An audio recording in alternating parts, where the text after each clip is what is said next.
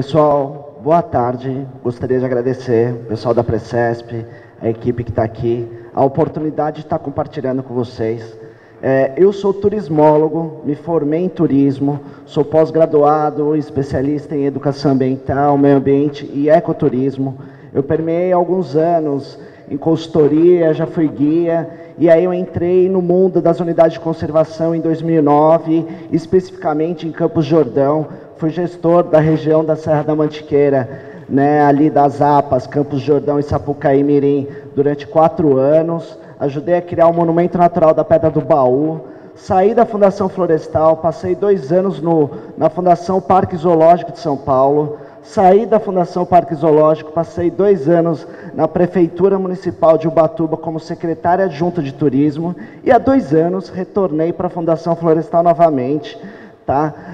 Eu sou gestor ainda de uma APA, a APA Cabreúva, fica na região ali de Itu, né, no município da Serra do Japi, e agora eu também estou no núcleo de negócios e parceria para a sustentabilidade da Fundação Florestal.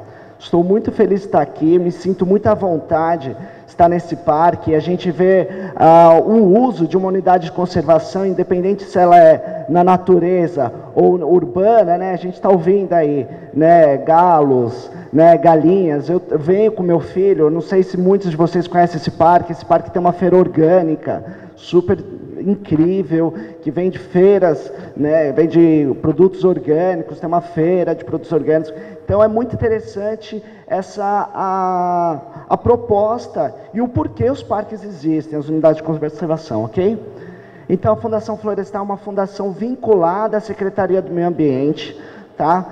Antigamente as unidades de conservação, quem fazia a gestão era o Instituto Florestal. A Fundação fazia a gestão apenas de uma unidade de conservação, o Parque Estadual de Intervales, e atualmente ela faz a gestão de 97 unidades de conservação, 52 de proteção integral e 45 de uso sustentável. Né? Como o secretário falou, 18% do território paulista está protegido por lei, independente se é efetivo ou não a gestão. Tá? Aqui a gente vê grandes corredores ecológicos, que na natureza, a biodiversidade não é igual a gente, que vai para casa, vai para o escritório, vai para o trabalho, né, vai para o lazer e volta. Né? A natureza ela precisa de grandes áreas, né? Então aqui a gente vê o grande contínuo, né, de Mata Atlântica, né, que é o Parque Estadual da Serra do Mar. Né? Aqui também a gente tem a região do Parque Estadual da Serra do Paranapiacaba, que tem a região de Intervales, Iporanga, Eldorado, né, as APAs, né, as áreas de proteção ambiental. Então o território paulista, né, ele está protegido e a Fundação Florestal faz a gestão dessa situação. Aqui eu coloquei, né, pode ter algum erro, eu fiz uma pesquisa rápida das instâncias que existem em unidades de conservação.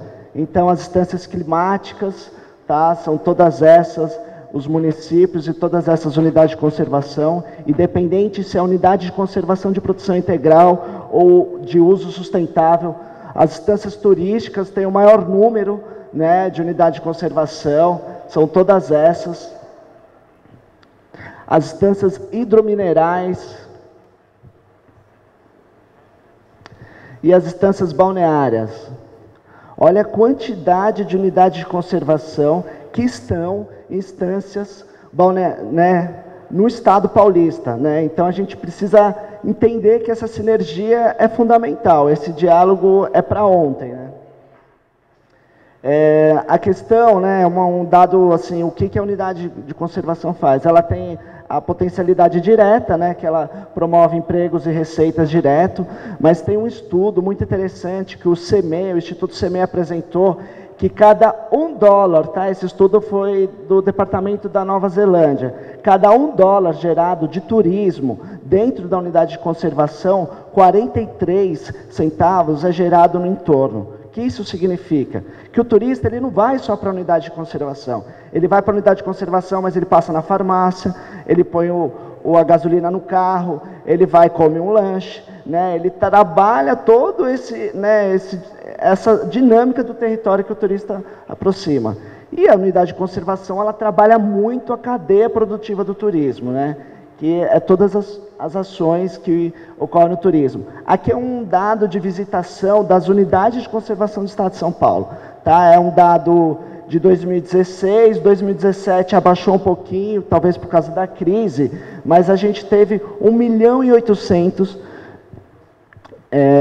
pessoas visitando nas unidades de conservação, visitantes. Então, assim, é muito baixo, né? Eu vou falar mais para frente de Foz do Iguaçu, né? Foz do Iguaçu tem quase só um parque do ICMBio tem esse número, né? Mas, assim, é um começo, né? É um processo, né? Culturalmente a gente não tem essa situação de visitar as unidades, né?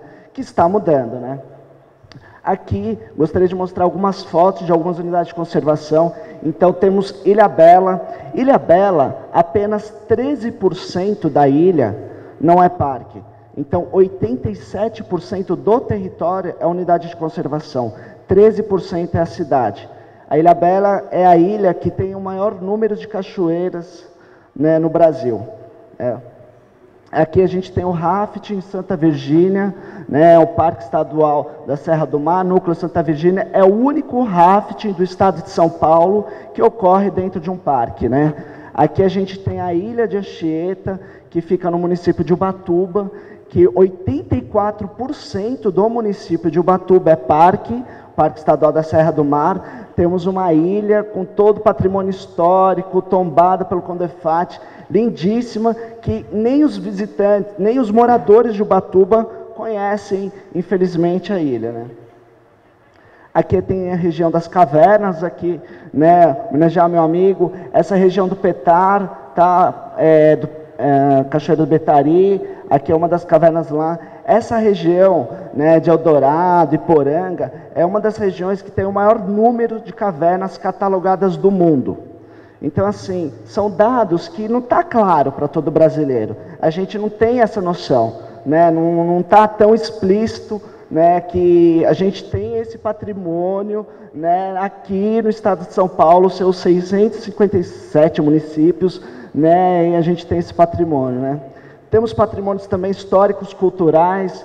Aqui é uma máquina de bomba no Parque Estadual da Cantareira, núcleo engordador, né? Então, Peter, quando você quiser passear, a Cantareira é pertinho, né? Dá para ir, tem cachoeira lá dentro, né? Tem histórico cultural e patrimônio cultural tradicional. Aqui é a Casa da Farinha, no Parque Estadual da Serra do Mar, núcleo Pissinguaba, Quilombo, né? Que faz o processo lá de toda a recepção do Quilombo da Fazenda, né? Temos aqui o Caminhos do Mar, né? A antiga Estrada de Santos, né? O Parque Estadual da Serra do Mar, Núcleo Tutinga-Pilões, Caminhos do Mar, também, que tem ótimos atrativos, que a gente está fazendo iniciativas para explorar e deixar aberto para visitação, né? Aqui tem uma foto de um amigo meu, Tiago Carneiro, né? Ou a potencialidade de outros atrativos que tem como observação de aves, né? Essa é a maior ave de rapina, o gavião pega macaco, ele realmente se alimenta de macaco, então ele é enorme, né? Para você ver a potencialidade das UCs, né? Aqui tem um marco legal, tá? De 2011, o decreto estadual, que ele institui o programa de parceria dentro da unidade de conservação. E esse marco legal, ele trabalha a sustentabilidade econômica financeira das UCs, entendendo que a UC tem toda a dificuldade de gerenciamento, principalmente questão financeira, garantir a eficiência e a adequação dos serviços públicos, né? O atendimento ao turista, sim, incentiva a pesquisa e a educação, né? Com certeza é fundamental isso, principalmente a educação ambiental, né? Como o Peter falou, os próximos moradores desse planeta, né, estão aqui, proteção do recurso natural, né, e participação da população local e organizações privadas. Isso é fundamental, né? Sem a participação da população local, a gente fica num gap aí que não acontece. Aqui é um exemplo de uma unidade de conservação da Fundação que tem o maior número de visitantes atualmente. É o Parque Estadual de Campos Jordão, e ele tem o maior número, não só porque ele fica na Cantareira, e tem toda a questão da Mantiqueira, toda a questão da beleza cênica, o frio, né, a altitude, mas também ele oferece alguns serviços, como uma loja de souvenirs, um passeio de trenzinho, um restaurante, uma loja de ecoturismo que oferece passeios de bike, arvorismo, observação de aves, tirolesa, né? E aqui um cafezinho. Assim, muitas unidades, Campos Jordão é uma referência, muitas unidades não tem nada. Você vai lá, não tem nenhuma água para você comprar, né? E a gente está revendo e verificando qual maneira a gente consegue dar uma mexida nisso e oferecer o mínimo para o visitante. Aqui eu trago um estudo de caso recente que ele se concretizou. Esse daí chama Pico do Corcovado, ele fica no Parque Estadual da Serra do Mar, tá? Ele fica no núcleo Santa Virgínia, a parte de cima. O Parque Estadual da Serra do Mar, pessoal, é um parque que pega desde Ubatuba, vai até Peruíbe. Tá? São 25 municípios, é um parque muito grande que eles se dividiram em 11 núcleos para fazer a gestão. Então, o núcleo da parte de baixo de Ubatuba chama núcleo Pissinguaba e o núcleo da parte de cima aqui do Corcovado chama núcleo Santa Virgínia. Esse atrativo, pessoal, é um atrativo histórico, ele é feito antes, né, da unidade existir, tá? As pessoas sobem uma trilha. Dá para fazer por 2 caminhos, por Santa Virgínia vindo pelo Planalto, ou pela praia, subindo uma trilha aqui e acampando. Lugar lindo, maravilhoso, você pode acampar lá, tem um visual maravilhoso, mas não tem ordenamento, não tem visitação. A gente fez um arranjo no território. O que seria isso? Né? A gente fez um chamamento público, onde uma comunidade, uma associação de guias, monitores, né, e de agências, se cadastrou nesse chamamento, e eles vão nos ajudar a fazer a operação desse atrativo. Então, a gente ganha na conservação, né, a gente ganha no trabalho de... As pessoas vão ter ordenamento, onde vai ser usado o banheiro, onde pode fazer barraca, onde pode fazer a fogueira, né? A gente vai ajudar a comunidade local de Ubatuba, né, que muitas vezes são carentes, as comunidades locais que trabalham com turismo, e o principal, a gente vai trabalhar a capacidade de carga. Se a gente deixar esse atrativo do jeito que está, talvez esse atrativo daqui a 5, 10, 20 anos não existe mais essa beleza cênica, né? Vai ter lá só uma pedra, ter desmoronamento, e também a questão da segurança, né? É muito complicado. Aqui eu trago também um exemplo da Caverna do Diabo, tá? Uma das cavernas mais importantes do Brasil, né? O gestor está aqui, o Ives, eu fiz questão que ele ficasse até o final, porque eu falei, eu vou falar de vocês, eu quero que dão de presente. Essa caverna é uma das cavernas mais importantes do Brasil, tá? Ela é uma caverna histórica, ela existe, né, aberta à visitação há muitos anos, por isso que ela tem, né, luz, tem passarelas, mas ela não fica só nesse atrativo, não. Ela tem diversos atrativos dentro dela e até travessias, que você pode fazer travessias até de dias para se percorrer nela.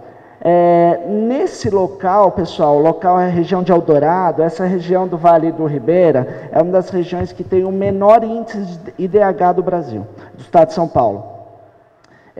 Conversamos ontem com uma associação de monitores ambientais de Eldorado, né, que já fazem a operação lá, e eles vão nos ajudar, né, com as condicionantes, o mesmo chamamento que a gente fez em Ubatuba, eles vão nos ajudar a gente a fazer a operação, né, para isso. Uma característica muito importante, né, o que ocorre nessa associação, 100% dos monitores ambientais deles são quilombolas, são comunidades tradicionais.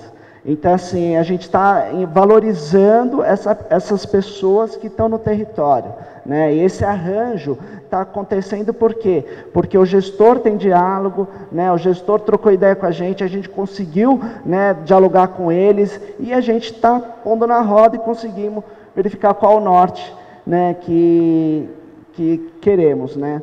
Aqui, o Monumento Natural da Pedra do Baú, tá? Eu tenho um carinho enorme por ele. Foi um exercício muito grande, assim, de gestão compartilhada que a gente eu vou contar um mini histórico dele, tá? Todo mundo conhece. O Monumento Natural da Pedra do Baú fica em São Bento do Sapucaí, ao lado de Campos do Jordão, Mantiqueira, tá? É um complexo de 3 pedras e uma característica muito interessante, você consegue subir até o cume dela, né, pela via ferrata. Então você não precisa ser escalador profissional, né? Existe uma escada colocada historicamente, né, feita lá. A gente, né, a região já é uma APA, a APA Sapucaí Mirim, que pega 2 municípios, Santo Antônio do Pinhal e São Bento do Sapucaí. Mas a gente gostaria, né, uma área de proteção ambiental é uma unidade de conservação de uso sustentável, ela é menos restrita. A gente gostaria de ter algum regramento maior, né, para o uso da pedra. E aí a gente propôs, começamos, né, a comunicar, falando, oh, vamos criar pedra, o que vocês acham interessante, vamos criar algum instrumento de gestão que a gente consiga ter mais as rédeas dessa situação. E aí a prefeitura, né, lá na época, eles ficaram um pouco enciumados, que a prefeitura, e é super legítimo, né, eles querem cuidar da pedra, a pedra faz parte, né, da rotina deles. Então, né, eles criaram um monumento natural, né, municipal da Pedra do Baú, com prazo de 60 ou 90 dias para delimitar a área e criar a unidade de conservação.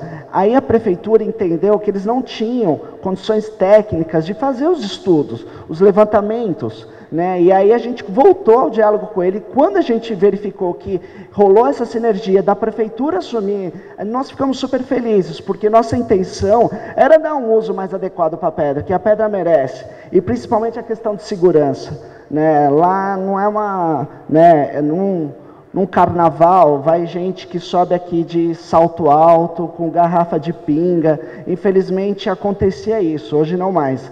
E foi muito interessante porque depois que a gente aguardou a prefeitura, a gente começou a ter diálogo com o prefeito, falando, a gente não quer roubar a pedra, a gente quer ajudar vocês a cuidar e a gente quer ajudar vocês. E foi a primeira vez que foi criado um monumento natural estadual, uma unidade de conservação com gestão compartilhada. Na época, a Márcia era secretária de turismo de São Bento do Sapucaí, eu era gestor, né, da APA, e quando foi criado o monumento natural, a gente conseguiu criar uma gestão compartilhada, um decreto que tem gestão compartilhada entre prefeitura e município. É o único do estado de São Paulo que tem uma unidade de conservação.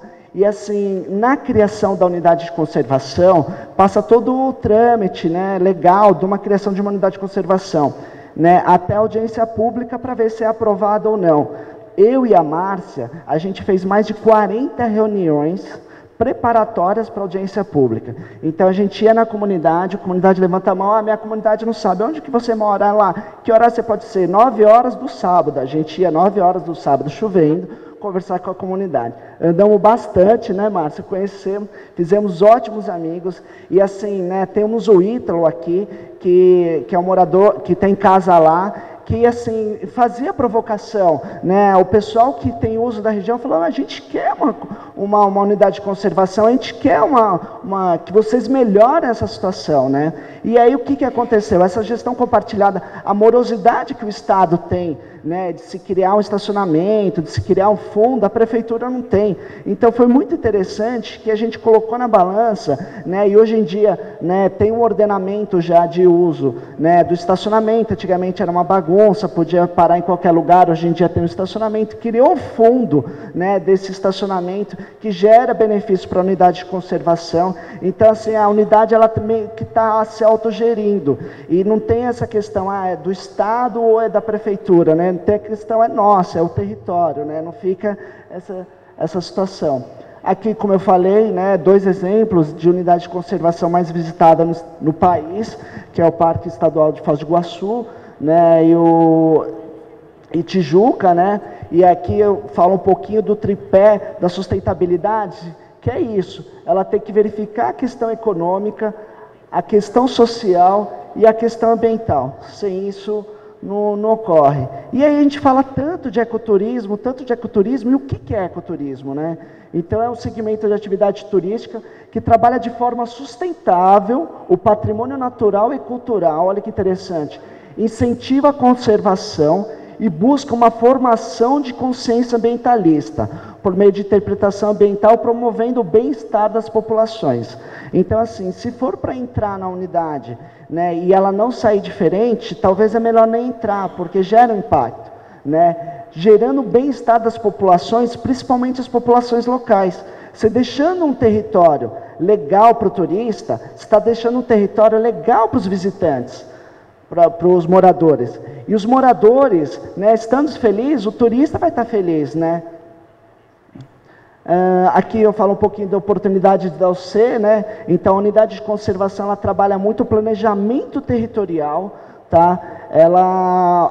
A função é conservação, mas o turismo, ele está, né, nessa conservação, ele trabalha o fomento de turismo sustentável e ele trabalha o fomento da vocação turística do território, que é muito isso, né? Qual que é a vocação, qual que é a identidade? O Peter falou muito isso hoje, né? Então, assim, qual que é a vocação que a gente precisa ter, né?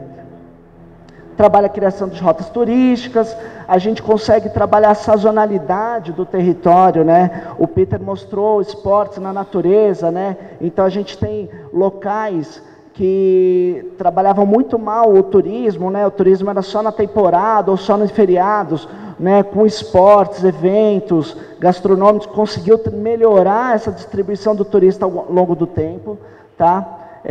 A gente tem alguns projetos, né? Veio Passarinhar aqui, acabou criando, né, um nicho de observação de aves nas unidades.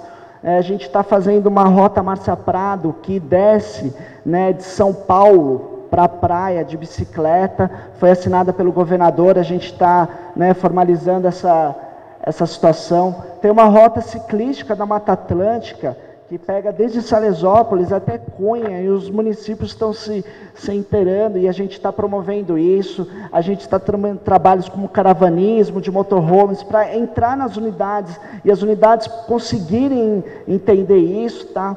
A gente tem algumas publicações que, de tabela, os municípios, as instâncias, elas estão sendo divulgadas, né? Como passaporte trilhas, aves e mamíferos. Vocês receberam o passaporte trilhas aí, o de aves e de mamíferos, eles têm como download pela internet, vocês podem fazer gratuito, tá? E trabalhar a segmentação do turismo, né? Entendendo qual é a vocação do local.